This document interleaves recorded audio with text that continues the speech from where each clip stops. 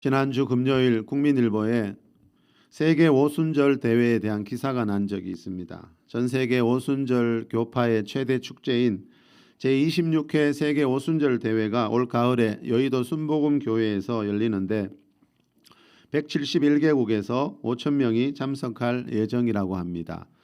이 기사에 보면은 이 세계 오순절 대회에 대해 이런 말을 하고 있습니다. 전 세계 6억 5천만 명의 신자를 두고 있는 오순절 교단은 성령 체험과 성령의 은사를 강조하는 이른바 오순절주의 신앙을 따르는 교파의 연합체이다. 한국에서는 여의도 순복음교회를 중심으로 한 기독교 대한 하나님의 성회가 대표적이다. 자, 여기 오순절 교단, 오순절 신앙이라는 말이 나오는데요. 여기서 말하는 오순절은 사도행전 2장에 나오는 오순절에 있었던 성령 강림 사건을 두고 하는 말입니다. 오늘이 바로 그 성령 강림 사건을 기념하는 절기인 성령 강림절입니다. 우리 기독교 달력에 보면은 이 성령 강림절이라고 되어 있습니다.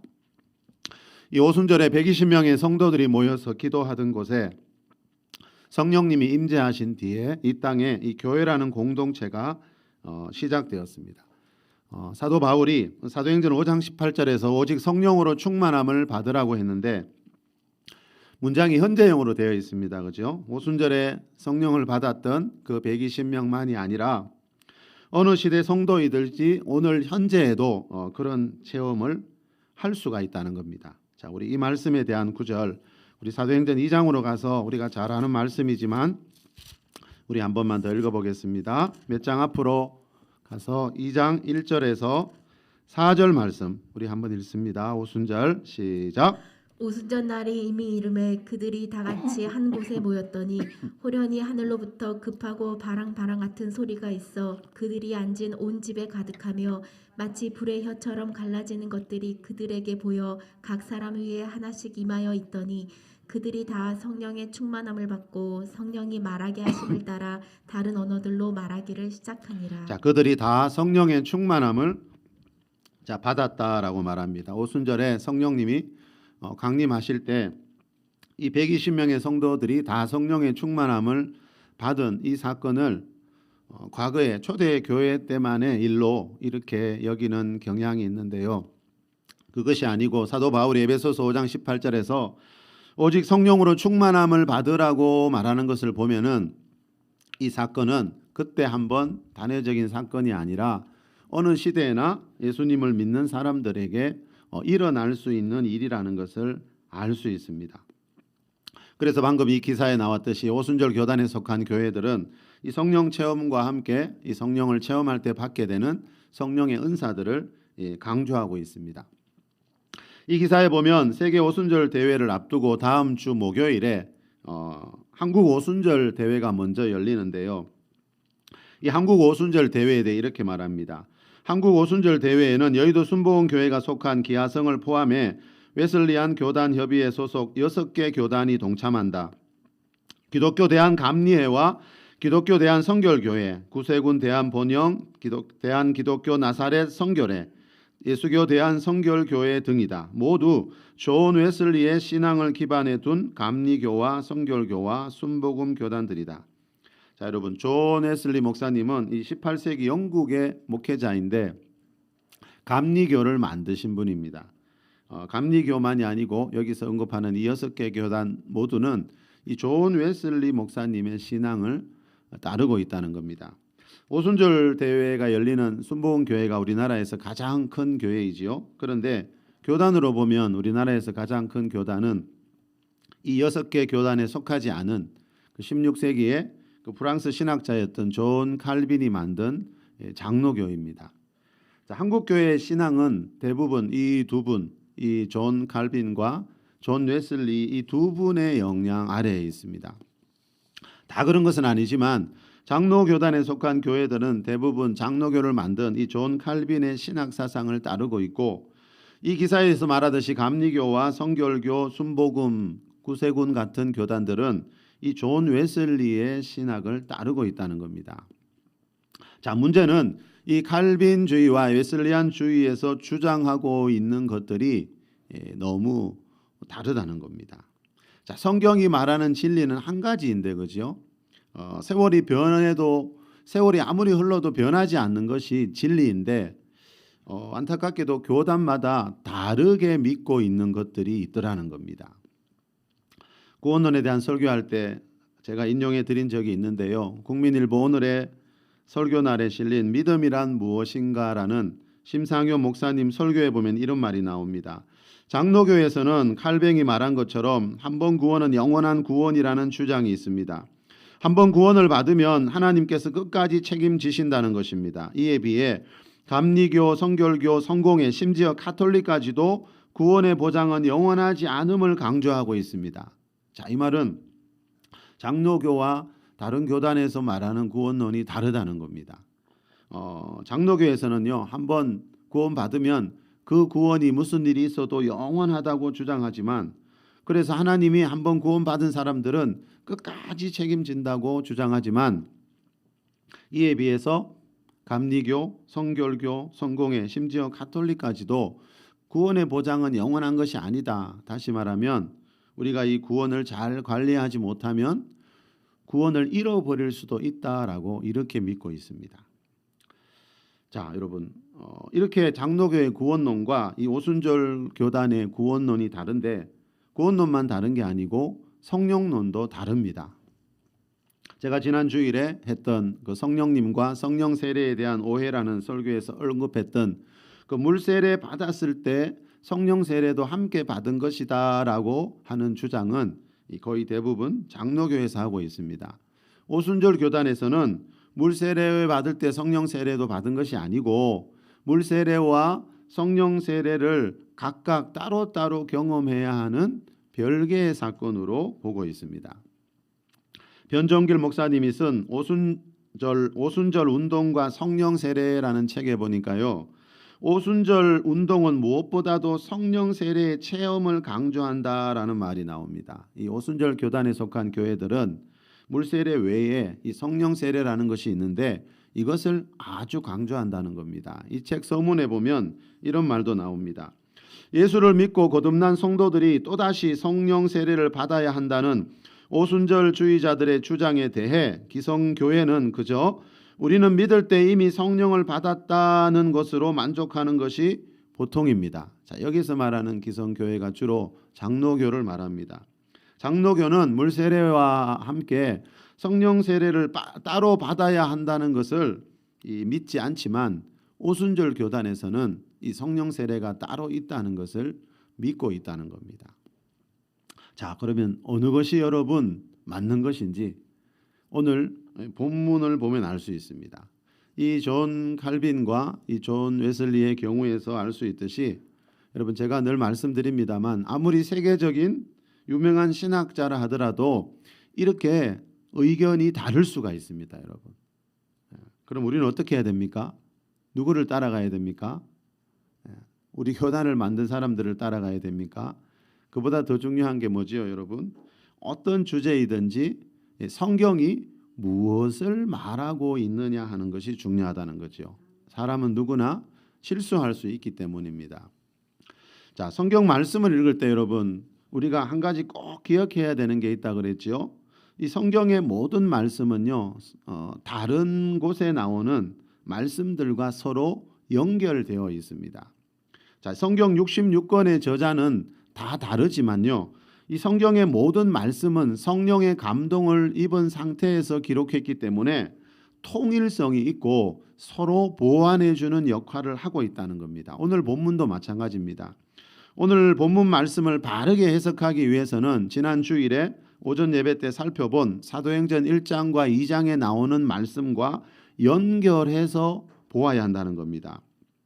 자, 오늘 본문 말씀과 사도행전 1장 5절에 나오는 성령 세례에 대한 예수님 말씀과 사도행전 2장 4절에 나오는 오순절 성령 강림 사건을 연결해서 붙여서 보면요, 성령님은 어떤 일을 하시는 분인지, 성령 세례가 따로 있는 것인지, 성령님의 내주하심과 임하심의 차이점은 무엇인지, 이런 부분들을 분명히 알 수가 있습니다. 그래서 하나님 말씀을 공부할 때 그 주제와 동일한 주제에 대한 말씀들을 함께 붙여서 보면은 하나님 말씀이 쉽게 와닿습니다. 자, 우리 오늘 본문 5절 한 번 더 다시 읽어볼까요? 우리 오늘 사도행전 8장 5절 말씀입니다. 시작. 빌립이 사마리아 성에 내려가 그리스도를 백성에게 전파하니. 자, 12절입니다. 12절 시작. 빌립이 하나님 나라와 및 예수 그리스도의 이름에 관하여 전도함을 그들이 믿고 남녀가 다 세례를 받으니. 자, 세례라는 말이 나오는데요. 자, 여기서 말하는 세례가 뭐라 그랬죠, 여러분? 자, 거기 보니까 예수 그리스도의 이름에 관하여 전도함을 그들이 믿고 그랬습니다. 5절에 보니까 빌립 집사님이 사마리아 성에 내려가서 예수님을 처음으로 전하고 있습니다. 자, 그래서 그 사람들이 예수 그리스도의 이름에 관하여 전도함을 받고 이제 그들이 예수님을 믿게 되었을 때 받는 세례는 뭐라 그랬죠? 예수님이 승천하기 전에 말씀하신 성부와 성자와 성령의 이름으로 받는 물세례를 줄여서 다르게 표현해서 예수 그리스도의 이름으로 받는 세례다. 자, 이 물세례에 대한 이야기입니다. 그렇죠? 자, 전도 받아서 우리도 다 경험했죠, 여러분. 처음에 전도 받아서 예수님을 믿을 때 물세례 받았지요. 자, 이 말은 다르게 말하면 마태복음 1장 21절에서 말하는 죄에서의 구원을 받아 하나님 자녀가 되었다는 뜻이지요. 그리고 이 말을 에베소서 2장 1절에서는 어떻게 표현하고 있지요? 허물과 죄로 죽었던 너희 영을 살리셨도다, 이렇게 표현하고 있습니다. 자, 하나님이 최초의 사람 아담을 창조하실 때 데살로니가전서 5장 23절에 보면 영과 혼과 몸으로 창조하셨습니다. 그런데 아담이 하나님 말씀을 거역하면서 선악과 먹는 순간에 그 죄의 결과로 인해서 아담의 영이 죽게 되었다 그랬죠. 하나님이 아담에게 미리 말씀하셨지요. 그거 먹는 날에는 반드시 죽으리라고. 근데 아담이 그거 선악과 먹고 난 뒤에도 오래 더 살았잖아요. 그거 먹는 날에, 먹는 순간에 뭐가 죽었다고요? 아담의 영이 죽게 되었습니다. 그래서 이 세상에 태어나는 모든 사람들은요, 아담이 물려준, 그죠? 그 죽은 영을 가진 채로 태어나고 있다는 겁니다. 이것을 보고 바울은 에베소서 2장 1절에서 허물과 죄로 죽어 있었던 너희 영을 예수 믿는 순간에 다시 살리셨도다, 이렇게 표현하고 있습니다. 자, 그런데 우리 죄를 위해서 십자가에서 피 흘려 주신 예수님의 믿는 순간에 이 예수님의 공로, 예수님의 은혜 때문에 죄의 문제가 해결되기에 아담이 물려준 그 죄로 인해 죽어있던 내 영이 살아나게 되는데요. 이것을 보고 성경은 거듭났다, 죄에서 구원받았다, 새로운 피조물 되었다, 이렇게 다양한 표현들로 말하고 있습니다. 자, 죄에서 구원받을 때 여러분 우리가 다 경험했듯이 예수님 처음 믿고 죄에서 구원받을 때 성부와 성자와 성령의 이름으로 물세례를 받게 됩니다. 이 사마리아 사람들이 지금 그걸 했다는 거죠. 빌립 집사님의 전도를 받아서 물세례 받았다는 말은 이 사람들은 분명히 죄로 인해 죽어있던 영이 살아나면서 하나님 자녀가 되었다는 뜻입니다. 자, 그런데 죄로 인해 죽어있던 영이 다시 살아날 때 일어나는 일 중에 하나가 뭐라 그랬죠? 예수님 믿고 예수님을 하나님의 아들이라고 고백하는 순간에 여러분 죄로 인해 죽어있던 우리 영이 살아나게 되는데요. 다시 말하면 우리 영이 거듭나게 되는데 그 거듭난 영 안에 성령님이, 하나님의 영이신 성령님이 들어오신다라고 성경은 말씀합니다. 자, 이것을 성령의 내주하심이다, 우리 안에 거하심이다, 이렇게 표현하고 있습니다. 자, 이 성령의 내주하심에 대한 대표적인 말씀이 고린도전서 3장 16절이라 그랬지요. 바울이 고린도교회 성도들을 향해서 하나님의 성령이 너희 안에 계시는 것을 알지 못하느냐. 자, 예수님 믿고 교회 다니는 성도들 안에는 하나님의 영이신 성령님이 거하시는데 어디에 거하신다고요? 우리가 예수 믿을 때, 신앙 고백할 때 그 죄로 인해 죽어있던 영이 거듭난 뒤에 그 거듭난 영 안에 성령님이 들어와 계신다는 거죠. 자, 그런데 이것을 보고 좀 전에 소개했던 책에서 말하는 것처럼 기성교회 중에는 예수님 믿을 때 성령을 받았다라고 말하는 경우가 있다는 겁니다. 자, 이것은 성령을 받은 것과는 차원이 다른 성령의 내주하심에 대한 이야기 있는데 이 둘을 잘 구분하지 못하는 경우가 많다는 거죠. 자, 어떻게 보면은 성령님이 거듭난 내 영 안에 들어와 계시기 때문에 내가 예수 처음 믿을 때 물세례 받을 때 예수님이 내 안에 들어와 계시기 때문에 성령을 받았다라고 말하는 것이 그렇게 표현하는 것이 맞는 말인 것처럼도 보입니다. 그죠? 왜요? 성령이 내 안에 계시니까 이게 받았다는 의미로 볼 수도 있잖아요. 그런데 중요한 것이 뭔가 하면 여러분 오늘 본문이나 사도행전 곳곳을 보면 예수님 처음 믿을 때 성령이 내주하시는 거 하고 성령님이 임하셔서 성령을 받는 거 하고는 다른 별개의 사건으로 말하고 있다는 겁니다. 이것이 중요하다는 거죠. 자, 사도행전에서는 성령님이 내주하시는 것과 임하시는 것을 각각 따로따로 경험해야 하는 사건으로 말하고 있다는 겁니다. 자, 성령을 받았다라는 표현 사도행전 곳곳에서 우리가 많이 살펴봤죠. 자, 이 말은요. 예수님 처음 믿고 물세례 받은 자들이 아니고 이미 예수님 믿고 있는 상태에서 기도하다가 성령을 체험하는 것을 보고 성령을 받았다라고 사도행전에서는 이렇게 말하고 있다는 거죠. 자, 우리가 잘 아는 사도행전 2장에 나오는 오순절 성령 강림 사건 때 성령을 받았던 120명의 성도들도 성령 받기 전에 이미 그리스도인이었죠. 자, 우리 사도행전 19장에 나오는 바울이 에베소에서 만났던 어떤 제자들, 그 그리스도인들도 사도 바울을 만나기 전에 이미 제자, 예수님의 제자인 이미 그리스도인들, 다시 말하면 영이 거듭나서 성령님이 내주하고 있는 사람들이었죠. 그런데 바울이 그들에게 성령 받기를 위해서 기도해 줄 때 성령이 임하심으로 그들이 방언도 하고 예언도 했다라고 분명히 나와 있습니다. 자, 이 말은 이런 것들이 뭘 말한다고요? 성령님이 우리 안에 내주하시는 것하고 성령님이 임하시는 것은 다른 이야기라는 거죠. 자, 성령님의 내주하심과 임하심은 시기상으로 분명히 차이가 있습니다. 그리고 또 한 가지 차이점은 뭔가 하면은요. 성령님이 내주하실 때는 내 안에 들어오실 때는 나도 모르고 다른 사람도 모르는데요. 성령님이 임하실 때는 나도 알 수 있고 다른 사람들도 알 수가 있다는 겁니다. 왜요? 성령님이 임하실 때는 어떤 증거, 표적이 따라오기 때문입니다. 자, 성경에 많이 나오잖아요. 사도행전에 방금 말씀드린 것처럼 성령이 임하실 때는 방언도 하고 예언도 하고 하나님도 높이게 되고 이런 다양한 은사와 표적들이 나타나기 때문에 아, 내가 오늘 성령을 받았구나라고 알 수가 있다는 겁니다. 그런데 예수님 처음 믿을 때 성령님이 우리 안에 분명히 들어오신다고 했는데 그때 들어오실 때는 나도 모르고 그 누구도 모른다는 거죠. 그래서 성령님의 내주하심과 성령님의 임하심은 분명히 다른 사건이라는 것을 성경 곳곳에서 이렇게 가르쳐주고 있습니다. 자, 성령이 임하셔서 그죠? 방언도 하고 예언도 하고 그죠? 하나님도 높이고 그죠? 치유도 하고 이런 것들을 보고 예수님이 사도행전 1장 8절에서 성령이 너희에게 임하시면 권능을 받고라고 말씀하셨어요. 성령님이 내주하실 때는 우리가 죄에서 구원받아 하나님 백성 되고요. 자, 성령님이 임하시는 것은 뭐와 관계됐다고요? 하나님 백성답게 이 세상을 능력 있게 권세와 능력을 가지고 살아가는 권능과 관계된 것이 이 성령의 임하심이라는 겁니다. 자, 우리 오늘 본문 14절부터 17절까지 한 번 더 읽어볼게요. 예루살렘에 있는 시작.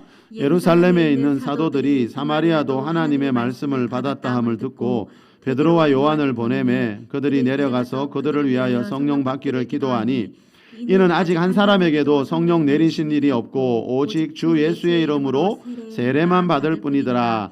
이에 두 사도가 그들에게 안수하며 성령을 받는지라. 자, 성령을 받았다는 말은 성령이 그곳에 임하셨다는 뜻이지요. 성령님이 임하셔야 우리가 받을 수 있습니다. 자, 근데 언제 성령을 받았어요? 이에 두 사도가 그들에게 안수함에 성령을 받는지라. 자, 두 사도가 안수 기도해 줄 때. 그래서 히브리서 6장에 보니까 이 이 그리스도의 도의 초보 중에 하나가 뭐지요? 안수와 세례들이 나오죠. 그래서 교회는 이 안수 기도가 아주 중요합니다. 자, 두 사도가 그들에게 안수할 때, 자, 그들이 성령을 받았습니다. 성령을 받은 그들이 누구라고요, 여러분? 자, 14절에도 나오지요. 사도들이 왜 이때 사마리아에 내려갔지요? 사마리아 사람들도 하나님의 말씀을 받았다. 하나님 말씀, 예수 그리스도, 하나님의 아들 예수 그리스도를 전도할 때 그들이 믿고 예수님을 믿었다 하는 소문을 듣고 이제 두 베드로와 요한 두 사도가 내려갔습니다. 자, 이분들이 내려가서 여러분 그 먼 곳까지 어느 책에 보니까 한 70km 떨어졌다 하더라고요. 이 예루살렘과 사마리아가요. 그 먼 거리, 그 당시 교통도 불편할 텐데 그 먼 거리 달려가서 했던 일은 딱 한 가지밖에 기록이 안 됐습니다. 왜 그럴까요? 이 일이 가장 중요하기 때문입니다. 다른 대화 많이 나눴겠지요. 그죠? 여러분 그 먼 곳에서 특히 사마리아 성에서 처음으로 그리스도인이 생겼단 말 듣고 얼마나 반가웠겠어요. 다른 이야기 많이 나누었겠지만 성경은 이 한 가지만 기록합니다. 왜요? 이 한 가지가 가장 중요하기 때문에요. 자, 이 두 사도가 내려가서 15절에 보니까 뭘 합니까? 그들을 위해 성령 받기를 기도해 줍니다. 자, 우리가 다른 사람이 성령 받을 수 있도록 기도해 줄 수 있습니다. 안수하며 기도해 줄 때 성령께서 주로 임하시는 모습을 보게 됩니다. 그러면 이 두 사도가 왜 이 사마리아 성도들 성령 받기를 기도해 줬을까요? 16절에 이유가 나옵니다. 시작. 이는 아직 한 사람에게도 성령 내리신 일이 없고 오직 주 예수의 이름으로 세례만, 물 세례만 받았기 때문입니다. 이 말은 뭐지요? 물 세례 받는 것은 성령 내리시는 것, 성령이 임하시는 것, 성령 받는 것하고 다른 이야기라는 겁니다. 분명히 이 두 기도받고 있는 이 사마리아 사람들은 빌립 집사님의 전도받고 이미 12절에서 물세례 받았다 그랬지요. 자, 이미 예수님 믿고 물세례 받고 성령이 내주하고 있는 사람들이지요. 그런데 두 사도가 뭐 하고 있습니까? 그 사람들이 성령 받기를 기도해 준다는 말은 성령님이 내주한다고 해서 성령을 다 받은 상태는 아니라는 겁니다. 이 사도행전은 분명히 이 두 가지 사건을 다르게 이야기하고 있는데 우리는 이것을 섞어서 두리뭉실하게 이야기할 때가 많다는 겁니다. 그래서 성령님과 이 성령 세례에 대한 오해가 생기게 되는 겁니다. 자, 사도행전 1장 5절 예수님이 승천하기 직전에 하신 말씀 제가 수없이 강조했지요. 너희는 몇 날이 못되어 성령으로 세례를 받게 되리라. 자, 예수님이 사도행전 1장 5절에서 말씀하셨지요. 그리고 이 말씀 뒤에 1장 8절에 보면 성령이 너희에게 임하시면 너희가 권능을 받고, 이 두 구절은 똑같은 말씀이라 그랬지요. 왜요? 성령으로 세례를 받기 위해서는 성령님이 임하셔야 됩니다. 그리고 성령님이 임하시면 어떤 권능, 전에 없던 권능이 생기게 됩니다. 자, 이 말씀이 이루어진 곳이 어디라 그랬죠? 오순절 성령 강림 사건이라 그랬죠. 사도행전 2장에 나오는, 특히 2장 4절에 나오는 그들이 다 성령의 충만함을 받고 성령이 말하게 하심을 따라 다른 언어들로 방언으로 말하기를 시작하니라. 요 2장 4절 말씀이 사도행전 1장 5절 8절 말씀이 이루어진 곳이라 그랬죠. 그래서 제가 제자훈련 할 때 여러분 그 요절에 꼭 동그라미를 쳐놓으라 그랬죠. 사도행전 1장 5절과 8절과 2장 4절은 똑같은 말씀을 다르게 표현하는 곳이라 그랬죠. 사도행전에서 가장 중요한 곳 중에 하나가 이거거든요. 요 부분이 분명히 돼 있어야 그 사도행전 1, 2장 뒤에 나오는 그 성령의 임재 사건이 어떤 의미인지를 우리가 분명히 알 수 있다는 거예요. 자, 사도행전 1장 5절과 8절과 2장 4절은 똑같은 말씀입니다. 이 말은 뭔가 하면 예수님 믿고 물 세례 받은 자들이 따로 받아야 하는 성령 세례가 있다는 겁니다. 그 오순절에 다락방에 모여 있던 성령 받은 120명도 이미 성령 임하시기 전에 예수님 믿고 그리스도인이 된 사람들이지요. 사도행전 19장에 나오는 바울이 만난 에베소의 제자들도 바울을 만나기 전에 이미 예수님 믿고 영이 거듭나서 성령님이 내주하고 있는 사람입니다. 그런데 바울이 그들에게 안수함에 성령이 임하심으로 방언도 하고 예언도 했다고 나오잖아요. 이 말은 물세례 받은 사람이 다 성령님 물세례 받아서 성령님이 내주하고 있지만 그것이 다 성령을 받았다라는 뜻은 아니라는 겁니다. 자, 이렇게 사도행전은 분명히 여러분 그 몇 곳의 말씀만 연결해서 아까 말씀드렸지요. 붙여서 말씀을 보면은 그 말씀의 의미가 분명히 이렇게 더 드러납니다. 자, 성령님이 거듭난 영 안에 내주하시는 거하고 성령님이 임하시는 것을 사도행전은 별개의 다른 사건으로 취급하고 있다는 것을 분명히 알 수 있습니다. 어느 기독교 서적을 소개하는 기사에 보니까요, 이런 말을 하고 있습니다. 성령, 신학적 탐구가 중요한가 아니면 체험이 중요한가? 자, 신학적 탐구도 필요하죠, 여러분. 그런데 체험이 중요합니다, 여러분. 왜요? 자, 성경을 통해 성령님이 어떤 분인지 읽고 공부하면서 탐구해야 할 필요가 있지만, 자, 더 좋은 게 뭔가 하면요, 이 오순절에 성령을 체험했던 120명의 성도들처럼 또 오늘 본문에 나오는 이 두 사도가 안수할 때 성령을 받았던 이 사마리아 교회 성도들처럼 사도행전 19장에 나오는 바울이 안수할 때 성령을 받았던 이 에베소 교회 성도들처럼 결국은 이 성령을 받는 체험을 해야 우리가 성령님이 어떤 분이고 이 성경에서 말하는 성령을 받는 게 뭔지를 실제적으로 우리가 알 수가 있다는 겁니다. 자, 지난 주일에 살펴본 것처럼 한국 교회에는 이 삼위일체 하나님 중에 이 성령님에 대한 오해가 가장 많은 것 같습니다. 이 성령님과 특히 성령 세례에 대한 오해가 굉장히 많이 퍼져 있는데 그 이유 중에 하나가 뭔가 하면 이 성령님을 체험해 보지 못했기 때문이라는 겁니다. 자, 바울이 에베소서 5장 18절에서 말하는 오직 성령으로 충만함을 받으라는 말은요, 어떤 이론을 말하는 것이 아니고요, 어떤 경험입니다. 어떤 체험입니다. 어떤 증거가 따라오고 표적이 따라오는 체험이라는 겁니다. 자, 서두에 말씀드린 그 세계 오순절 대회가 열리게 될 여의도 순복음교회 이영훈 목사님이 성령의 시대라는 설교에서 이런 말을 한 적이 있습니다. 교회 다니면서도 무기력하고 쉽게 상처받고 또 마음속에 불안과 초조, 염려, 근심, 걱정이 끊이지 않고 문제에서 헤어나오지 못하고 있다면 근본적인 원인이 어디에 있느냐? 성령의 충만함을 받지 못해 그렇습니다. 성령 충만은 받아도 되고 안 받아도 되는 것이 아니라 무조건 받아야 하는 것입니다. 자, 여러분, 우리가 예수님 믿어도 그렇잖아요. 마음의 근심, 염려, 이 목사님 말처럼 불안, 초조, 두려움, 또 상처, 쓴뿌리, 자, 이런 데서 벗어나지 못하는 경우들이 너무 많더라는 겁니다. 교회를 그렇게 오래 다니고 그렇게 많은 예배를 드렸는데, 자, 이 목사님 말은 만약 그렇다면 그 근본적인 원인이 어디에 있을까? 그 원인을 찾아봐야 한다는 거죠. 그 원인은 하나님이 사랑하지 않아서가 아니라는 거죠. 하나님이 나를 사랑하지 않아서 그런 일이 일어나는 게 아니라는 거죠. 하나님이 나를 버려서 그런 일이 일어나는 게 아니라는 겁니다. 그 원인은 뭐라는 겁니까? 자, 예수님 믿고 성령이 내주한 뒤에는 반드시 성령의 임재를 경험해야 되는데, 자, 물세례 받은 뒤에는 성령 세례를 받아야 되는데 우리가 성경에서 말하는 대로 신앙생활을 하지 않아서 그런 것이지 하나님이 우리에게 복을 주시지 않아서 그런 게 아니라는 거죠.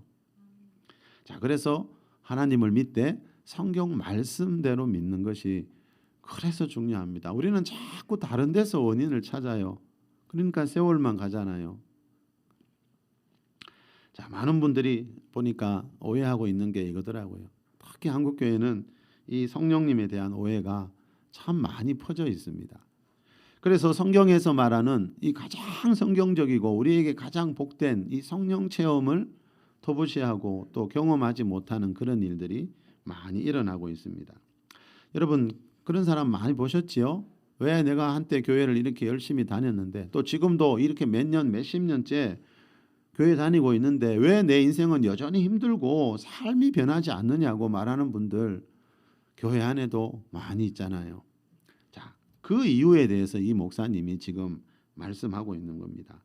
자, 우리가 예수님 오래 믿고 있고, 그죠? 예배 열심히 드리고 있는데 왜 이렇게 내 마음이 힘들고 삶이 어려운가? 그거는 다른 데 있는 게 아니고 성경에서 말하는 이 성령의 임재를 체험하지 않아서 그렇다는 거죠.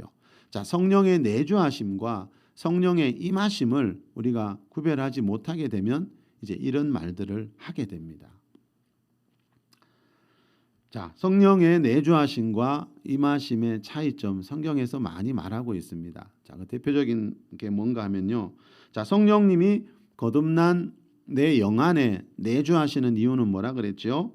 갈라디아서 5장에서 말하는 것처럼 이제 하나님, 예수님 믿고 하나님 자녀가 되었으니까 육체의 소욕 버리고 죄 버리고 성령을 따라 살면서 성령의 9가지 열매, 사랑과 희락과 화평 같은 그 성령의 9가지 열매를 맺기 위해서, 즉 이제 하나님 자녀 됐으니까 하나님의 성품을 닮아가기 위해서 성령께서 우리 안에 내주해 계시다는 겁니다. 그런데 이 성령이 내주하고 계신 성도들에게 왜 성령님이 또 임하시는가 하면요, 이거는 하나님의 성품 닮아가는 문제가 아니고 고린도전서 12장에서 말하는 하나님께서 주시는 성령의 은사와 능력과 권능과 관계된 문제라는 겁니다. 성령님은 이렇게 크게 2가지 사역을 하고 있습니다. 우리가 예수 믿고 거듭날 때 우리 거듭난 영 안에 들어오셔서 이제 그 성령을 따라 살면서 성령님과 교통 교제하면서 세상 죄 버리고 이 거룩이라는 하나님의 성품, 성령의 열매라는 하나님의 성품을 닮아가게 하시고요. 또 우리에게 기도할 때 임하셔서 그때는 이 성령의 은사들을 주셔서 우리 신앙생활에 능력 있는 신앙생활을 할 수 있도록 이 권세와 능력을 부어 주시고 있습니다. 자, 이 둘 사이에서 균형을 이루는 것이 가장 중요하다 그랬죠. 예. 근데 지금 보면 이 둘 사이에서 한쪽으로 기울어진 경우들을 우리가 참 많이 봅니다. 성경은 분명히 이 둘을 함께 이야기하고 있습니다. 자, 예수님 믿고 교회 다니지만 마음이 늘 힘들고 눌려 있고 평강과 기쁨이 없는 것은요, 하나님이 나를 사랑하지 않아서가 아니고 내가 지금 하나님께서 원하시는 길을 찾아가지 못하고 있기 때문이라. 하나님은 언약의 하나님이잖아요. 구약, 신약, 언약, 약속이잖아요. 우리가 이 하나님의 말씀대로만 하면 이 성경에서 말하는 일들이 그대로 이루어지는데, 우리가 이 성경 말씀을 오해하거나 잘못 알고 있으면 아무리 오래 믿어도 이런 성경에서 말하는 역사들이 일어나지가 않는다는 겁니다. 자, 로마서 14장 17절에 보니까 하나님의 나라는 먹고 마시는 것이 아니고 성령 안에 있는 의와 평강과 희락이라고 그랬잖아요. 성령님 안에 평강과 희락이 있다 그랬잖아요. 그러니까 우리 마음에 염려, 근심, 두려움 이런 것들이 쌓여 있을 때 가장 필요한 게 뭡니까? 그 성령님 안에 있는 평강과 희락을 경험하는 건데, 자, 그거는 어떤 방법으로요? 성령이 임하실 때 그 성령님 안에 있는 평강과 희락이 내게 부어진다는 거예요. 그러니까 성령의 내주하심과 임하심의 차이점을 우리가 알고 있어야 한다는 겁니다. 사도행전 1장 2절에 보면 사도 요한이 가이오라는 사람에게 이렇게 축복하지요. 사랑하는 자여, 네 영혼이 잘됨 같이 네가 범사에 잘되고 강건하기를 간구하노라. 이게 가이오 그 사람만을 향한 축복이겠습니까? 아니겠지요. 우리 모두를 향한 하나님의 마음이고 사도들의 마음이니까 기록되어 있겠지요. 사랑하는 자여, 네 영혼이 잘됨 같이 네가 범사에 잘되고 강건하기를 원한다. 자, 범사에 잘되고 강건하기 위해서는 반드시 먼저 내 영혼이 잘 되어야 한다는 뜻이지요. 자, 하나님의 복은 순서가 있더라고요. 우리 영혼이 잘 되고 난 뒤에 범사도 잘 되고 강건한 것이 그게 가장 성경적인 축복의 방법이라는 겁니다. 자, 내 영혼이 잘 되기 위해서는 그럼 뭐가 필요할까요? 하나님의 영이신 성령님의 임재가 필요하다는 겁니다. 자, 하나님 자녀 되는 복은요, 예수님 믿고 하나님 자녀 되는 복은 내주하시는 성령과 관계된 거고요. 그리고 그 위에 모든 복은요, 이 임하시는 성령님과 관계되어 있습니다. 그래서 사도 바울은 오직 성령으로 충만함을 받으라라는 말씀을 하고 있는 겁니다. 송기철 장로님이 쓴 알고 싶어요 성령님이라는 책 표지에 보면 이런 말이 있습니다. 말씀과 더불어 성령 체험과 기름 부으심, 각종 은사로 삶의 변화를 경험하세요. 여러분, 예수를 하나님의 아들로 처음 믿고 물세례 받을 때는 무슨 변화가 있다 그랬지요? 죄와 허물로 죽어 있던 내 영이 거듭나는 겁니다. 그 다음에 진정으로 우리가 원하는 삶의 변화 있잖아요. 영혼 육의 변화. 그 변화는 어떻게 일어난다고요? 말씀과 더불어 성령 체험, 기름 부으심, 각종 은사 이런 것들이 부어져야 내 삶의 진정한 변화가, 또 다른 차원의 변화가 일어난다는 거예요. 그런데 우리는 대부분 이 성령의 내주하심 상태에서 멈춰 있기 때문에 이 장로님이 말하는 이런 변화들을 경험하지 못하고 있다는 겁니다. 물론 여러분, 어떤 체험보다 제가 늘 말씀드렸죠. 하나님 말씀이 더 중요합니다. 그렇죠?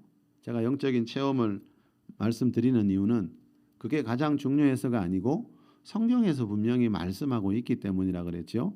자, 우리가 신앙생활 하다 보면 이 어떤 영적인 체험을 할 때가 있는데, 그렇다고 해서 그 영적인 체험이 하나님 말씀보다 더 중요한 것은 아닙니다. 그죠? 신앙생활은 체험을 따라가는 것이 아니고 이 성경 66권 하나님 말씀을 따라가는 것입니다. 자, 그런데 우리가 하나님 말씀을 따라가면 반드시 따라오는 게 뭔가 하면 어떤 영적인 체험. 오늘 본문에는 표적이라는 말로 표현하고 있죠. 오늘 본문 여러분 6절 한번 보실래요? 우리 6절 한번 읽어봅시다. 시작. 무리가 빌립의 말도 듣고 행하는 표적도 보고. 자, 빌립의 말, 빌립이 뭘 전했겠습니까? 그 앞에 5절에 나오지요. 그리스도를, 하나님의 아들, 얼마 전에 십자가에 못 박혀 죽으시고 부활하신 그분이 구약에 예언된 하나님의 아들 그리스도라는 걸 전했더니 어떤 표적이 따라왔어요. 자, 여러분, 하나님 말씀이 있는 곳에는 반드시 어떤 표적이 따라옵니다. 그 말씀이 하나님 말씀과 비슷한 말씀이라면 표적이 없을 겁니다, 여러분. 그런데 하나님 말씀이 있는 곳에는 반드시 어떤 표적이 따라오는데, 이 표적은 다 성령님의 역사잖아요. 성령님의 체험, 성령의 역사, 성령 체험을 통해서 어떤 표적을 경험하게 된다는 겁니다. 그래서 말씀을 첫째로 둬야 됩니다. 하나님 말씀을 내가 가지고 있으면 하나님 나라의 표적은 말씀을 따라오기 때문에 반드시 내 삶 가운데 어떤 눈에 드러나는 역사들이 일어나게 됩니다. 마가복음 16장 20절에도 나오잖아요. 예수님이 승천하고 난 뒤에 제자들이 나가 두루 전파할세 주께서 함께 역사하사 그 따르는 표적으로 말씀을 확실히 증언하셨다 그랬지요. 그 따르는 표적이 어디를 따라다녀요? 말씀을 따라다닌다잖아요. 우리가 하나님 말씀만 가지고 있으면 반드시 내 삶 가운데 어떤 표적이 일어납니다. 예수를 오래 믿고 예배 많이 드렸지만 표적이 없다면 내가 하나님 말씀, 성경에서 말하는 말씀 그대로를 가지고 있는가? 베드로전서 2장 2절에서 말하는 순전한 젖인가? 신령하고 순전한 젖인가? 혹시 사람의 생각이 섞여 있는 말씀은 아닌가? 이거부터 분별해야 된다 그랬죠. 자, 사도행전은 여러분 이렇게 성령 세례와 물 세례를 따로따로 경험해야 되는 별개의 사건으로 말씀합니다. 이 성령 세례와 이 성령의 임재는 성경에서 말하는 이것을 그대로 믿기만 하면 누구나 경험할 수 있습니다. 여러분, 예수님 믿고 물세례 왜 받았습니까, 여러분? 예수님 믿고 물세례 받으면 하나님 백성 되고 천국을 향해 갈 수 있다고 그 성경의 약속 믿고 받았잖아요. 우리가 물세례 받았잖아요. 예수 믿고 있잖아요. 자, 그렇듯이 예수님 믿고 난 뒤에는 그 물세례가 전부가 아니고 성령 세례를 받아야 일어나는 수많은 일들이 있다는 이 약속도 믿으면 그대로 경험하게 된다라는 거죠. 그래서 우리가 하나님 믿는 것보다 더 중요한 게 뭐라 그랬습니까? 하나님이 어떤 말씀을 하셨는가? 순전하고 신령한 젖이 무엇인가? 사람의 생각이 들어가지 않은 순전한 하나님 말씀 그대로를 우리가 믿고 알고 있으면 반드시 어떤 표적을 경험할 수 있다고 성경은 말씀합니다. 자, 그리고 마지막으로 한 가지, 사도행전에 보니까요, 성령 세례는 한 번 받습니다. 물 세례도 한 번 받습니다. 그런데 이 성령의 충만함을 받는 것은, 성령을 받는 것은 반복해서 일어나고 있습니다. 자, 그 이유 중에 하나가 뭔가 하면 여러분 성령의 충만함을 하나님이 반복해서 주시는 이유 중에 하나는요, 우리가 성령 체험 한번 했다고 해서, 성령 한번 경험했다고 해서 내 마음이 영원히 몇 년 동안, 몇십 년 동안 영원히 천국이 되는 것은 아니기 때문입니다. 여러분 잘 아시지요? 사람의 마음이 어떤지, 그죠? 아침에 다르고 저녁에 다르고, 그죠? 10분 전에 다르고 지금 다르고. 자, 누가복음 11장 13절에 보니까 예수님이 하늘 아버지께 성령을 구하라 그러죠. 예. 자, 이 말은 한 번만 구하라는 게 아니라는 거죠, 그죠? 하늘 아버지께 성령을 구하라는 말은 항상 구하라는 거죠. 그래서 오직 성령을 충만함을 받으라는 말씀도 현재형이라 그랬죠. 자, 우리가 구할 때마다 성령을 받을 수 있다는 거죠. 자, 그 이유는 뭔가? 왜 하나님이, 그죠? 반복해서 성령을 부어 주시는가? 그 이유 중에 한 가지는 뭔가 하면요, 사람 마음은 어느 한순간에 무너질 때가 많더라는 겁니다. 우리가 성령 한번 받았다고 그거 가지고 몇 년, 몇십 년 평생을 살아갈 수 있는 게 아니라는 거죠. 그래서 하나님은 성령 안에 있는 평강과 희락을 어쩌다 한 번이 아니고요, 우리가 구할 때마다, 하늘 아버지께 구할 때마다 성령을 부어주신다는 말은 성령님 안에 있는 그 평강과 희락을 부어주신다는 겁니다. 그래서 이 성령을 받는 것은 반복해서 받을 수 있기 때문에 오직 성령으로 충만함을 받으라, 현재형으로 말씀하고 있습니다. 자, 우리가 살다 보면 이런저런 염려와 두려움 누구나 일어날 수 있죠, 여러분. 성경에 보니까, 그죠? 엘리야 같은 선지자도, 다윗 같은 분도, 그죠? 두려워하고 힘들어하는 모습들 많이 나오잖아요. 자, 그런 염려와 두려움에서 벗어나기 위해서는 여러분, 예배 드리는 것만으로는 부족합니다. 이 주일날 요즘 같은 때, 그죠? 예배당에 와서 예배하는 게 참 귀한 일이긴 하지만 분명한 것은 예배를 드리는 것만으로는 부족합니다. 하늘 아버지께 성령을 구해서 우리가 성령을 받을 때 우리 마음을 덮고 있는 그런 부정적인 감정들이 사라지고 성령님 안에 있는 평강과 희락이 부어지게 됩니다. 그래서 예배 시간마다 그 무엇보다도 하늘 아버지께 성령을 구하면서 예배할 수 있기를 바랍니다. 그래서 우리 마음의 모든 염려와 두려움들이 사라지고 성령님 안에 있는 그 평강과 희락을 누리면서 살아가는 우리 모두가 될 수 있기를 예수 그리스도의 이름으로 축원합니다. 우리 잠시 기도합시다.